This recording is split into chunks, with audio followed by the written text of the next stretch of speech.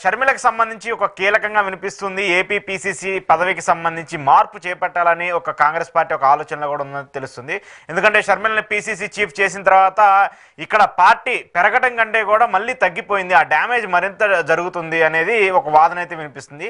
కొంతమంది కాంగ్రెస్ సంబంధించిన సీనియర్ లీడర్లందరూ కూడా షర్మిల నాయకత్వం మీద అసంతృప్తిగా ఉన్నట్టు కూడా తెలుస్తుంది. సో ఏంటి అలాంటి మార్పులు ఏమైనా జరిగే అవకాశం ఉంటుందా? రెండు జరగాలి.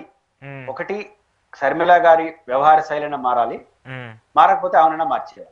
ఓకే, ఈ రెండిట్లో ఏదో ఒకటి జరగకపోతే కాంగ్రెస్ పార్టీకి భవిష్యత్తు రాష్ట్రంలో ఉండదు. వ్యవహార శైలిన మారాలి, లేదా ఆమె మారుతూ ఇంకా వ్యవహార శైలి మారదనుకుంటే ఆమె మార్చేసి ఏవోలు పెట్టుకోవాలి. ఎందుకంటున్నానంటే కాంగ్రెస్ పార్టీ చాలా క్రూషియల్ టైం. అవును, దేశవ్యాప్తంగా ప్రతి రాష్ట్రం నుంచి ఎంపీ ఇవ్వాల్సిన టైం. రెండు, కాంగ్రెస్ కి ఇబ్బందికరమైన రాష్ట్రం ఆంధ్రప్రదేశ్. ఎందుకంటే రాష్ట్ర విభజన పైన ఇంకా కూడా కాంగ్రెస్ పట్ల కోపం ఉంది. మరోవైపు కాంగ్రెస్ నుంచి వీడిపోయే జగన్ ఒక పవర్ఫుల్ లీడర్ గా పక్కన ఉన్నాడు. ఇన్ని ఇబ్బందులు ఉన్నప్పుడు చాలా ఓపికగా, చాలా ఓర్పుగా, చాలా ప్రాక్టికల్ గా అడుగులేయాల్సిన కాంగ్రెస్ చీఫ్ అందుకు భిన్నంగా షర్మిల గారు అడుగులేస్తుంది. ఆమె మూడు పార్టీలకు భిన్నంగా పోవాలి. మూడు పార్టీలుగా మేము ప్రత్యామ్నాయం అని పోవాలి. కానీ ఆ లోపల ఏ ఉద్దేశం ఉన్నా బయట చాలా ఈజీగా వైసీపీ నువ్వు చంద్రబాబు మనిషిని ముద్రేసి పడే ఈజీగా అర్థమైపోతుంది ఆ మాట్లాడే తీరు కూడా. ఇప్పుడు చంద్రబాబు నాయుడు గారు ఈ ప్రకటన చేసినట్టుగా నేను పేపర్లో చూసిన, నేను చెప్పాను కదా, సోషల్ మీడియాలో చూసిన. కానీ చంద్రబాబు నాయుడు అదే ప్రకటన జగన్ చేసిన రఫాడిచ్చుంటుంది.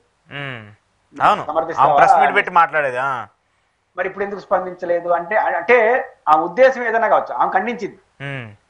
ఏవన్నే అంబేద్కర్ గారి ఘటన పైన వెంటనే ఖండించింది, బీజేపీని విమర్శించింది. నో డౌట్ షర్మిల గారు పిసిసి అధ్యక్షులు ఏం చేయాలో అవి చేశారు. కానీ ప్రజలు ఏం చూస్తారు? మీకు భిన్నంగా చూడాలంటే ప్రతి అనుభవం చూస్తారు.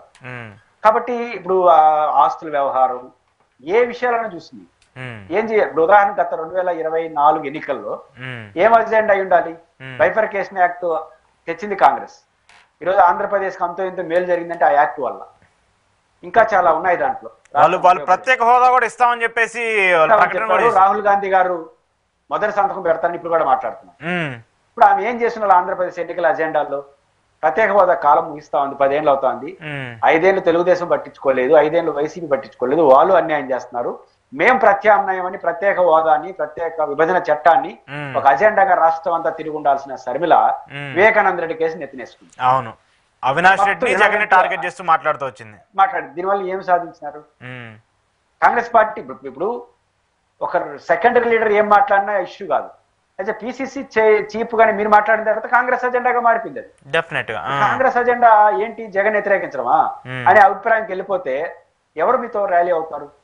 కాబట్టి ఆ తర్వాత గెలిచారు, అయిపోయింది.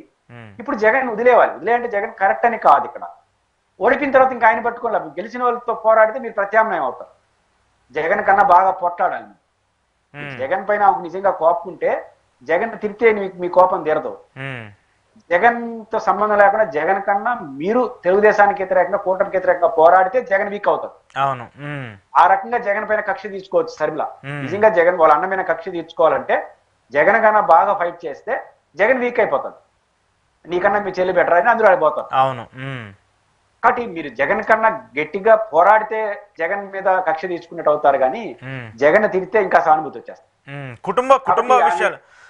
కుటుంబ విషయాలను కూడా రాజకీయంగా తీసుకురావడం వల్ల కూడా పార్టీకి డ్యామేజ్ అయిందని కూడా కొంతమంది మాట్లాడుతూ వస్తున్నారు. ఎందుకంటే ఇప్పుడు ప్రదేశ్ కాంగ్రెస్ కమిటీని ఎవరు నియమించారు? ఆమె నియమించింది కదా. దాంట్లో కనీసం 60, 70, 80% ఆమె ప్రతిపాదనలు ఉంటాయి. చాలా చోట్ల ఆమె ఎవరి కాళ్ళు వాళ్ళకి ఇచ్చేసిందని విమర్శలు కూడా వచ్చినాయి. మంచిదే. అంటే షర్మిల గారు ఎవరు చెప్పారో వాళ్ళకే ఇచ్చారు. షర్మిల గారు కళ్ళీళ్ళు పెట్టుకున్నారు, రోజు ప్రెస్ మీట్లు పెట్టారు. వాళ్ళ అన్న ఎపిసోడ్ లో ఆస్తులు తగాదు. ఒక్కరైనా ఆమెను సమర్థిస్తూ రాష్ట్రంలో ప్రెస్ మీట్ పెట్టారు కాంగ్రెస్ వాళ్ళు. ఏరే పార్టీ పక్కన పెడతారు, ఎవరు మాట్లాడలేదు. ఇప్పుడు కాంగ్రెస్ లో ఎవరు మాట్లాడకపోగా ఆ అజెండాను భుజానికి ఎత్తుకుని ఎవరు? తెలుగుదేశం పార్టీకి అనుకూలంగా ఉన్న మీడియా. తెలుగుదేశం పార్టీ వాళ్ళు ఎటకారంగా చెల్లికి మోసం చేస్తున్నాడు, చెల్లికి మోసం చేస్తున్నాడు ఇది మాట్లాడింది. ఎందుకు చంద్రబాబు నాయుడు గారు మాట్లాడారు, ఉప ముఖ్యమంత్రి పవన్ కళ్యాణ్ గారు మాట్లాడారు. ఏముందా? మాట్లాడారు. మేము న్యాయం వైపు ఉంటాం, అవసరమైతే ఆ చెల్లి వైపు నిలబడతాం అని మాట్లాడారు. అవునా? సెక్యూరిటీ కూడా కల్పించారా? మీరు నియమించినటువంటి మీ పిసిసి సభ్యులు మీకు సపోర్ట్ గా లేదు. కానీ మీకు సంబంధం లేని తెలుగుదేశం వాళ్ళు మద్దతుగా వస్తారు, మీకు సంబంధం లేని ఆ మీడియా భుజానికి ఎత్తుకుంటుంది, వాళ్ళు సమర్థిస్తారు. అంటే కాంగ్రెస్ వాళ్ళు అమాయకులు కాదు కదా. అంటే మనం ఎవరు స్పందించలేదు, ఈయన స్పందిస్తున్నారంటే ఇంకా ఇవి ఎవరి తరపున మనిషి, ఆమె ఎవరి తరపు. రాజకీయాల్లో ఎప్పుడు కూడా అశోక్ గారు నేను ఏమి చేస్తానన్నది ఇంపార్టెంట్ కాదు, నా వాయిస్ జనానికి ఎట్లా రీచ్ అవుతుందనేది ఇంపార్టెంట్. మనసులో శర్మిల గారు ఏ ఉద్దేశం ఉండొచ్చు, రీచ్ ఏమవుతా ఉంది అనేది చాలా ఇంపార్టెంట్. అందులో వైసీపీ పని ఈజీ అయిపోయింది, చంద్రబాబు మనిషి అని చెప్పేట. కాబట్టి శర్మిల గారు వ్యవహార శైలి పూర్తిగా మారాలి. మారకపోతే ఆమెనన్నా మార్చుకోవాలి. ఈ రెండు జరపకపోతే కాంగ్రెస్ లో ఉండే చాలా మంది వైసీపీలో జరుగుతారు.